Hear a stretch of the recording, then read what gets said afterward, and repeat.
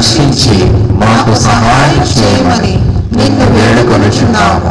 ఆమేన్. దయచేసి కూర్చోనండి. ప్రభు శిలువలో పలికినటువంటి మొదటి మాట.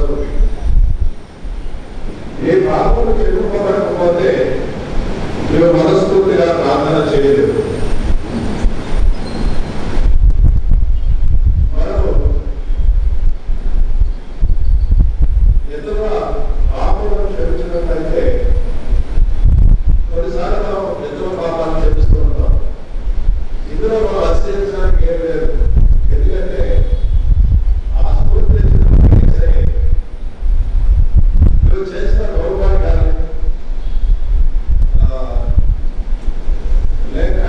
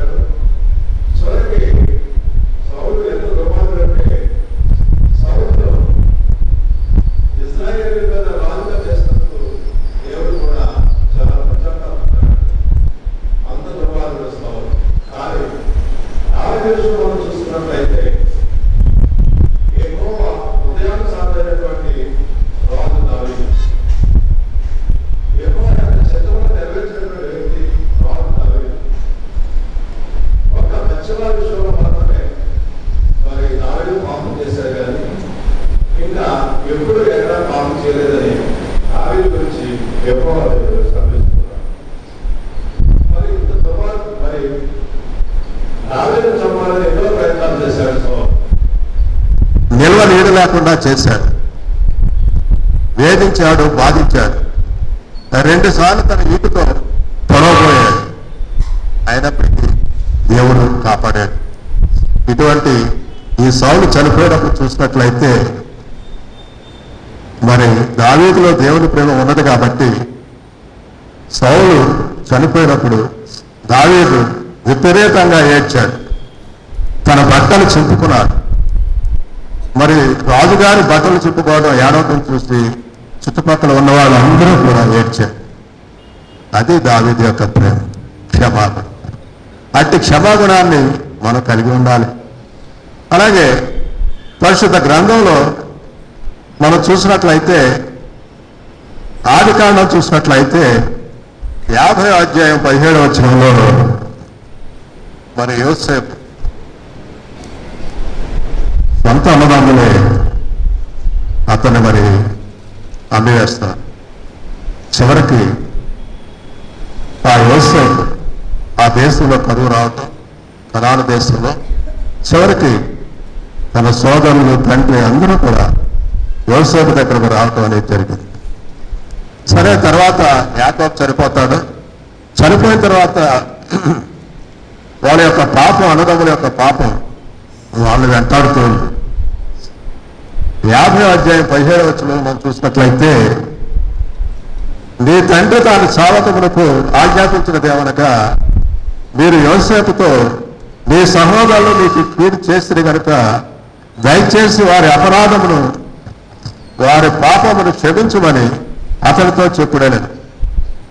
కాబట్టి దయచేసి నీ తండ్రి దేవుని దాసుల అపరాధము క్షమించమని వారు యోసేపుతో మాట్లాడుతుండగా అతడు ఏడ్చాడు. కానీ యోసేపు వాళ్ళ పాపాలు క్షమించాడు. అసలు ఆ విషయం ఆయనకు గుర్తులేదండి. మరి యోసేపు ఏడ్చాడు. తన అన్నదమ్ములు తనాన్ని ఆ విధంగా వేడుకోవటం చూచి ఏడ్చాడు. యోసేపులో దేవుని యొక్క ప్రేమ ఉంది కాబట్టి ఆ విధంగా చేయగలిగాడు. తర్వాత మరి స్టెఫను విషయంలో కూడా మనం చూసినట్లయితే, అపొస్తలుల కార్యములు గ్రంథంలో 7వ అధ్యాయంలో మరి స్టెఫను దేవుని యొక్క కృపతోను బలముతోను నిండిన వాడే ప్రజల మధ్య మహత్కార్యములను, సూచక క్రియలను చేస్తూ ఉన్నారు. కానీ ఇది చాలా మంది ఇష్టపడలేదు. ఏ విధంగా అయినా సరే చంపివేయాలి స్టెఫన్ అనుకుంటారు. మహాసభ దగ్గర తీసుకువెళ్తారు, అబద్ధపు సాక్ష్యం నిలబడతారు. ఎందుకంటే జడ్జిమెంట్లో ప్రముఖ పాత్ర వహించేది మరి సాక్ష్యమే. మరి మా దగ్గర రిలేషన్ ఒక ఆయన ఉన్నారు, ఆయన ప్రిన్సిపల్ జడ్జిగా పనిచేసి రిటైర్ అయ్యారు. అప్పుడు నేను అడిగాను, అన్నయ్య మీరు నిర్దోషులు కూడా శిక్షిస్తున్నారు కదా, ఎందుకని అడిగితే, తమ్ముడు అందుట్లో నా పాపం ఏమీ లేదు, నా తప్పేమీ లేదు, చట్టం చెప్పింది మేము చేస్తాం. ఎందుకంటే ఆ సాక్షులు ప్రూఫ్ చేస్తే మాకు శిక్ష వేయక తప్పదు అని చెప్పారనమాట. అప్పుడు ఆ సాక్షులు నిలబెట్టారు. దేవాలయాన్ని పాడు చేస్తా అన్నాడు, మరి భవిష్యత్ ధర్మశాస్త్రానికి వ్యతిరేకంగా మాట్లాడుతున్నాడన్నారు. రకరకాలుగా ఆయన మీద నేరాలు పోతారు. చివరికి ఊరు వెలపడికి వెళ్ళగొట్టి రాళ్ళతో కొట్టారు. అప్పుడు అపొస్తలుల కార్యములు 7వ అధ్యాయం 60వ వచనంలో మనం చూస్తున్నట్లయితే, అతడు మోకాల్లోనే ప్రభువా వారి మీద ఈ పాపము మోపకమని గొప్ప శబ్దముతో పలికాను. ఈ మాట పలికి నిద్రించారు. చనిపోయే టైంలో కూడా స్టెఫన్ గారు వాళ్ళు క్షమించారు. ఎందుకంటే దేవుని ప్రేమ స్టెఫన్లో ఉంది. అప్పుడు ఆయన ఈ మాట పలికి నిద్రించడం జరిగింది, మరణించారు. అలాగే యోహాను సువార్త 8వ అధ్యాయము 10-11 వచనాల్లో కూడా మరి మనం చూసినట్లయితే వ్యభిచారమందు పట్టబడిన స్త్రీని తీసుకుని వచ్చి మరి ఆమెకు శిక్ష విధించమన్నప్పుడు, మీలో పాపం లేని వారు మొదటగా రాయి వేయమంటే అందరిలోనే పాపం ఉంది కాబట్టి ఎవరు వేయలేదు. అప్పుడు ప్రభువారు అన్నారు, యోహాను సువార్త 8వ అధ్యాయము 10-11 వచనాలు, యేసు తల ఎత్తి చూచి, అమ్మ వారు ఎక్కడ ఉన్నారు, ఎవరునూ నేను శిక్ష విధింపలేదు అని అడిగినప్పుడు ఆమె, లేదు ప్రభు అని. అందుకు యేసు, నేలలో నీకు శిక్ష విధింపను, నీవు వెళ్ళి ఎక్కడను పాపము చేరుకుని అందుకు చెప్పి యేసు వారు, నేను కూడా శిక్ష విధించానమ్మా, నీ పాపాలు క్షమిస్తాను అని చెప్పాను. ఆ తర్వాత పక్షవాయు గలవాణిని నలుగురు మోసుకుని వచ్చినప్పుడు కూడా యేసయ్య వారి యొక్క పాపాలను క్షమించారు. అతను పాపాలు క్షమించినప్పుడు శాస్త్రులు పరిచయులు మరి పాపాలు క్షమించడానికి ఇతరెవరు అని సడుపున్నారు. కానీ పాపాలు తీసివేయడానికే, లోకంలో ఉన్నటువంటి అందరి పాపాలు తీసివేయడానికే ఈ లోకానికి ప్రభు వచ్చాడనే విషయాన్ని వాళ్ళు గ్రహించలేకపోయారు. అందుకే యేసయ్యను సిలువ వేశారు. అలాగే మత్తయి సువార్త 18వ అధ్యాయము 21-22 వచనాల్లో మనం చూసినట్లయితే మరి అక్కడ పేతురు అంటాడు, 21-22 మత్తయి 18. ఆ సమయంలో పేతురు ఆయన వద్దకు వచ్చి, ప్రభువా, నా సహోదరుడు నా యెడల తప్పిదము చేసిన యెడల నేనెన్ని మార్లు అతను క్షమింపవలను, 7 మార్లు మట్టగా అని అడిగాడు. అందుకు యేసు అతనితో ఇట్లేదు, 7 మార్లు మట్టుకే కాదు, 70 ఏళ్ల మారుల మట్టుగా నీతో చెప్తున్నాను. అనగా 7 సార్లు క్షమించడం కాదు పేతురు, 70 ఏళ్ళు అంటే 77 70 ఏళ్ల మారుల మట్టుకని చెప్పారు. అంటే ఒక వ్యక్తిని మనం క్షమించడానికి అన్నిసార్లు అవకాశం లేకపోవచ్చు, రాదు కూడా. కానీ ఇక్కడ చెప్పింది ఏంటంటే క్రీస్తు వారు మరి తప్పు చేసినట్లయితే ఒకసారి కాదు, 10 సార్లు కాదు, 100 సార్లు కాదు, మరి ఎన్నిసార్లు అని క్షమించాలని మరి యేసు వారు చెప్పారు. తర్వాత మనం కొన్ని విషయాలు జరిగినటువంటి మరి దేవుని యొక్క ప్రేమ కలిగినటువంటి వ్యక్తులు మనం కొంతమంది చూసినట్లయితే, మొట్టమొదటిగా మరి గ్రహాం స్పెయిన్స్, ఈయన ఒరిస్సా రాష్ట్రంలో మరి ఆస్ట్రేలియా మిషనరీగా వచ్చి గొప్ప సేవ చేస్తూ ఉన్నారు. 1992లో బజరంగ దళ చెందినటువంటి దారాసింగ్ అనే వ్యక్తి కొంతమంది వ్యక్తులతో కలిసి అతి దారుణంగా అతని యొక్క కుమారుల్ని అతన్ని మరి సజీవదాహనం చేశారు. ఆ తర్వాత ఒక ఇంటర్వ్యూలో అతని భార్య అంటది, అమ్మ మరి ఇలాగ మీ కుమారుల్ని భర్తను చంపేశారు కదా, వారి గురించి నువ్వేం చెప్తావు అంటే, అయ్యా నేను వాళ్ళ ఒకసారి చూడాలని ఉంది అని చెప్తుంది. అంతేకాదు వాళ్ళు చేసిన పాపాన్ని క్షమిస్తున్నాను. ఇది దేవుని ప్రేమ. అలాగే సిఎస్ఐ బిషప్ ఆనందరావు సామ్యూల్ గారు వారి యొక్క సత్యమణి గారిని మరి విజయవాడ నుంచి ఏలూరు వస్తుంటే గతంలో ఒక 30 సంవత్సరాలు సుమారుగా అవుతుంది, కొంతమంది లాజరస్, కొంతమంది వీళ్ళు పెట్రోల్ పోసి తగలబెట్టేశారు. తల్లిగారు చనిపోయారు. అప్పుడు తండ్రి గారి పెద్ద కొడుకు, నాన్న అమ్మను అతి కిరాతకంగా చంపినటువంటి వాళ్ళ హంతకుల్ని నేను చంపివేస్తాను నాన్న అంటే, అప్పుడు తండ్రి గారు అన్నారు, పగ తీర్చుకు నా పని నేనే ప్రతిపాదిస్తున్నాను. యేసయ్య చెప్తున్నారు, బాబు నువ్వు ఆ పని చేయకూడదు, దేవుడు చూసుకుంటాడని చెప్పారు. అప్పుడు ఆ కుమారుడు, సరే నాన్న మీరు అన్నట్లే చేస్తారని చెప్పారని. ఎందుచేతనంటే ఆ తండ్రి గారిలో దేవుని ప్రేమ ఉంది. అలాగే మరి 1993 ప్రాంతంలో ఆంధ్రప్రదేశ్లో ఒక భయంకరమైనటువంటి సంఘటన జరిగింది.